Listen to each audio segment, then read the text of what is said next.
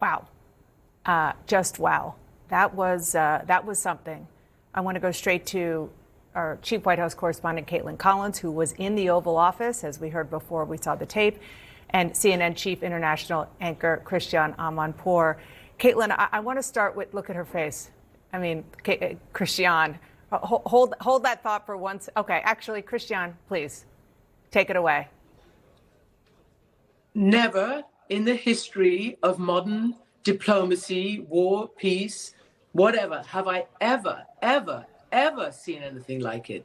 We just have to hope that for the safety of the free world and for the American people, for the European people, for the Ukrainian people, that these two presidents get out of press and try to iron out their differences.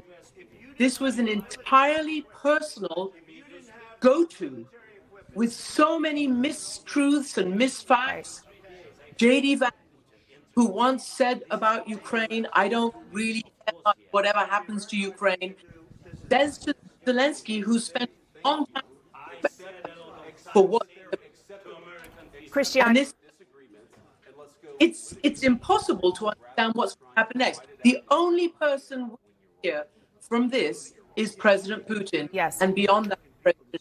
Yes, Christiane, your audio is breaking up a little bit. We definitely got the gist of what you were saying.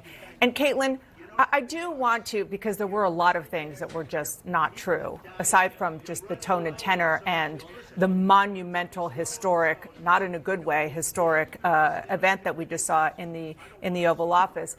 Caitlin, it really did seem to devolve when the vice president said to Zelensky, we just want diplomacy. And what Zelensky was trying to do was say, we had that. We had a deal with Russia. We had an agreement, the Minsk agreement, and Russia didn't abide by it. So I want some guarantees that that won't happen again.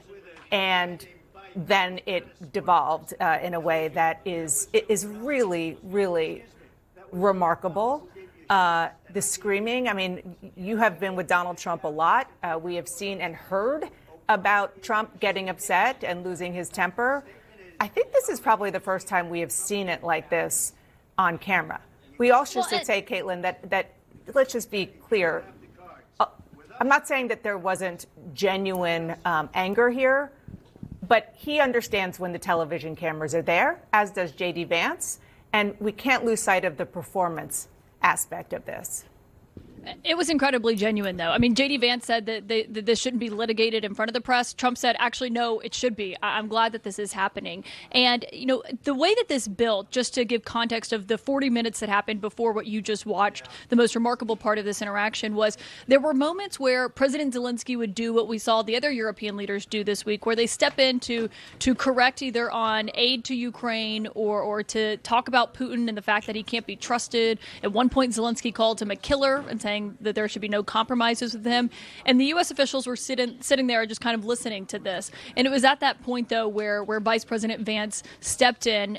Trump was silent at the beginning of that, and then Trump also got involved. And then they were just essentially yelling at one another in this. And with Trump, all of his diplomacy, we know, is personal. That's why the world leaders who have come here this week have tried to flatter him to essentially get what they want when it comes to negotiating the end of this. And that was not what we just saw, the tack that Zelensky took here. He was, as Zelensky typically is, straightforward in his opinions and what is the reality on the ground, and was kind of chastising Vice President Vance for not having come to Ukraine. And at one point earlier, when Trump was asked if he would go to Ukraine, Zelensky was saying that was what he was going to ask Trump as well. He's been very, he's emphasized a lot that he thinks these U.S. officials need to be there. But to give you a sense of how this negotiation is going, right now they are meeting behind closed doors. They're supposed to come out for a press conference any minute now, and that's where they're signing that minerals agreement that they've been touting as a big first step here. There are real questions about what this looks like going forward, because you heard what President Trump said to me there at the end. I asked, can the two of you still go in a room and negotiate after what just happened? And he said, we'll see, essentially. And Dana, there was one moment where I looked around the room at the officials who were there. It's the top Ukrainian advisors, the Secretary of State to President Trump, the Treasury Secretary, Vice President Vance, obviously. The Ukrainian ambassador to the United States had her head buried in her hands as this shouting match was going on between the three of them. Yes, I saw you put that on social media. It is one of the many. There you go. We're putting it up on the screen now. That is the Ukrainian ambassador, as you said, and she